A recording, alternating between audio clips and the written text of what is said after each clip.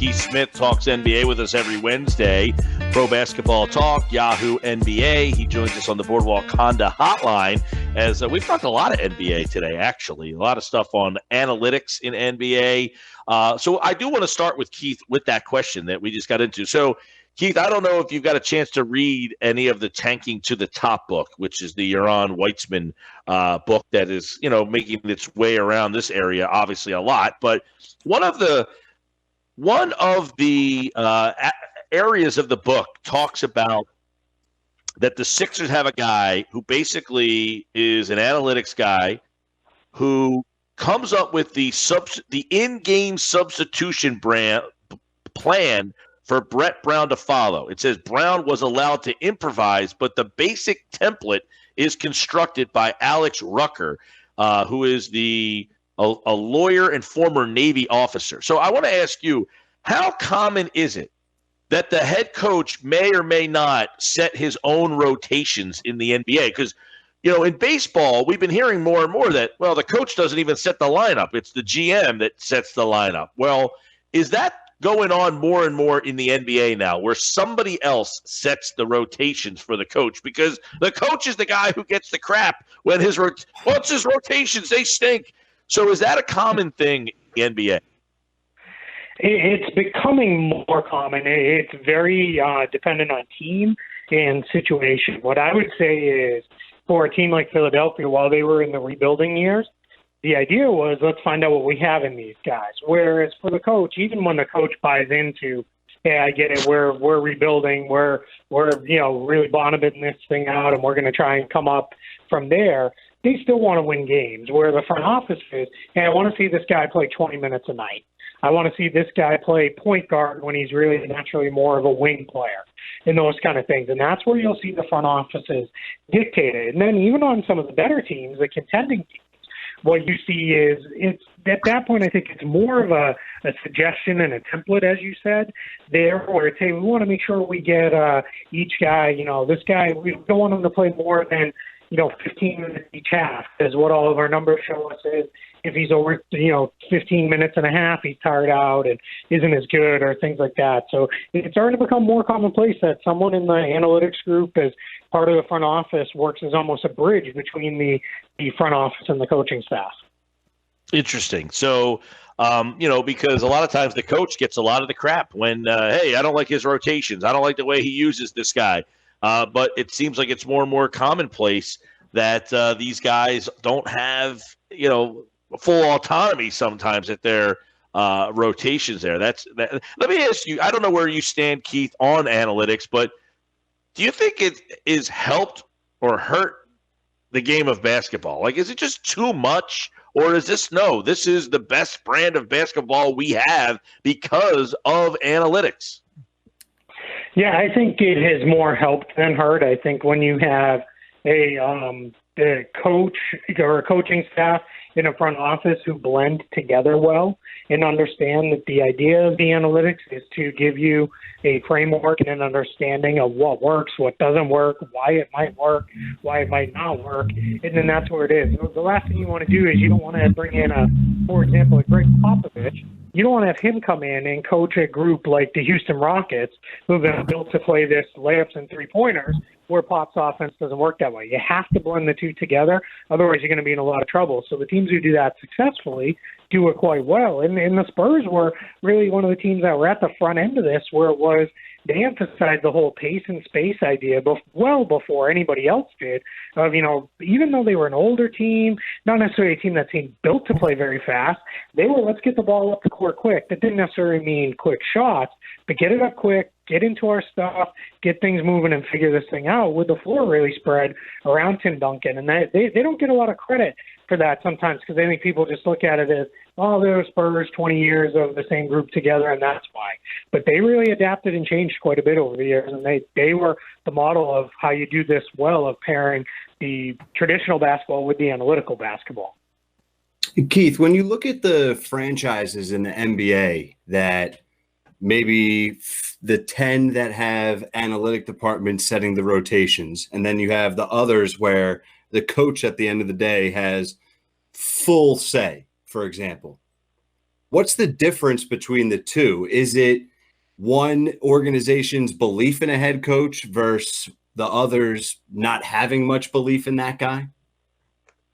Yeah, there's definitely some of that involved. There's also the idea of where are we at as a franchise. For example, the Atlanta Hawks, I know a lot of what they're doing is based around analytics in the front office driving towards, hey, we want to see this guy do this type of thing. We want to make sure we see these lineups together for 10, 15 minutes a night. We want to make sure that we're getting a sense of what this group can do together. And a guy like Lloyd Pierce, who is a pretty good coach and he's figuring things out, he's still a new head coach. He hasn't been there very long. Where a guy like Pop or Brad Stevens, they're going to have a little more say and a little more sway in here's, what I think works. Now, even those guys, though, they're not going back. If the general manager ultimately at the end of the day says, hey, Brad Stevens, I want to see, Daniel Tice play point guard for 5 minutes tonight. If Brad Stevens continually doesn't do that, we know what happens. There's going to be a new coach in there because generally the GM's not the one who goes anywhere. That'll be, a few years of it not working out before you see that. So it's a lot situationally based, but then it's also what kind of cachet is the coach built up. Which team, and I don't know if you can answer this, but to the best of your ability, which team, in your opinion, has the best model right now, where it's a mix of analytics and the head coach is still able to make his proper, improvising and his proper adjustments? I think if you look at it, where you want to probably start with is maybe a team like Houston, where I think Mike D'Antoni wants to play smaller. That's just where he's had his most success in his NBA history. If you look back at those Phoenix Suns teams, they were playing guys really one position up all across the board. And then until you get to Steve Nash as the point guard, everybody else was playing a position up. And I think that's where you see Daryl Morey has built a roster that is, hey, we're going to take layups, three-pointers, or draw fouls, and that's it. We're not taking anything in between. If you start taking those shots, you're not going to be a part of this thing. So I think what you've seen is Tony build his kind of preferred style of play or his preferred style of play player-wise is being small, being switchable, those kind of things defensively. Married that with the Rockets' offensive option, and they're a team that's gotten quite a lot of success out of that, in including this season as well. Keith Smith with us, covers the NBA for NBC Sports, Pro Basketball Talk, Yahoo Sports NBA. He's on the Boardwalk Honda hotline. So there is a lot of NBA news to get into. Mark Cuban making news saying he's hopeful that the NBA season will be able to resume in May. Adam Silver says, or Ramona Shelburne reporting that the NBA players and owners are hoping to finish out the season no matter what, whether it's July, August, September. I know we kind of touched on this a little bit last week, but it sounds as if the NBA doesn't care when. They're going to finish this year before they start the next one, right?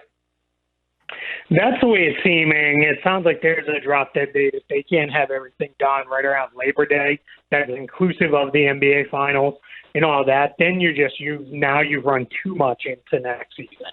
So I think that's kind of their drop-dead date of, all right, no matter what the regular season playoffs look like, we've got to be done with this year by Labor Day weekend.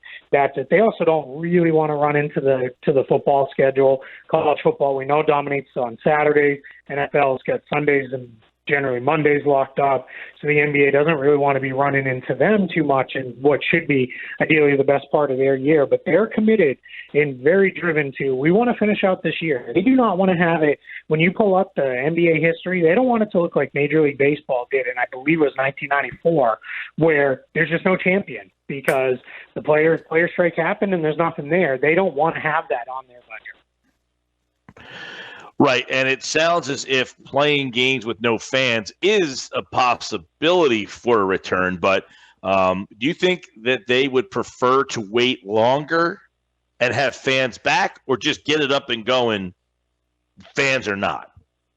From what I've been told, they'll wait longer if it's they wait a couple more weeks and we can get some fans in, even if it's, we can only do, every other seed or something along those lines or things like that. They would be willing to do that. But if that's not going to be the case, If it's going to be more the case of it's going to be a month before, they're not going to wait for that. They'll go back to it. The problem is when you look around the world of basketball, the Chinese Basketball Association was supposed to return to play. Initially, it was supposed to be right around now. They delayed that to the beginning of April. Then they pushed it back to the middle of April. Now it's been pushed back to May, and they're not even saying early May, mid-May. They're just saying May. Korean Basketball League just canceled their entire season. The Japanese B League came back, played a weekend, only got about half their games in because players were testing positive for fevers and referees, and they had to scrap half their games, and now they're back on suspended play. That's what the NBA is kind of looking at is, all right, these teams are trying to come back without fans, and they can even get there because you can't get to a point where you've got two healthy rosters and a healthy officiating crew in there and all those kind of things. And that's the problem. Anytime you're getting to a point where one person shows signs or symptoms of something maybe is off, they're going to scrap it and say no. So it's going to be a while before we see them come back to play, fans or not. Keith, what's the most likely scenario if and when the NBA returns? With fans, no fans, don't play at all, or some other creative concept? I to be honest with you, I really don't know. I was maybe just being optimistic because, it's only been 2 weeks and I miss it, terribly. And I was hopeful that, maybe they'd be back, around Memorial Day or the like. But now it's starting to look like this could be June or July. I think a lot depends on, where we go. We're still climbing numbers-wise. If, as you follow the news, it still sounds like things aren't there. I know here in Orange County, Florida, where I am, starting tomorrow, we're on you can only go out for essentials. Or for a walk, and you got to do that really only by yourself or members of your household. So all these things added up, and those measures are all at a minimum 2-week measures, because that's where everybody kind of seems to be looking at these things in 2-week windows. And now you're talking middle of April. Now you're saying, all right, well, maybe things start to get a little bit better then. These guys, the players have been consistent. They cannot come back on a Monday and be expected to play games on a Tuesday. It's not going to happen that way. They're going to need a week or two to practice, kind of get back into shape. All their facilities are shut down unless you're rehabbing an injury. So it's going to take a while. So even if you hear, hey, we're hoping to ramp things back up, let's say Memorial Day, we're hoping to ramp things back up around then, that's just getting guys back in the facilities. And then it's going to be probably a minimum of a couple weeks before you even see anything resembling games.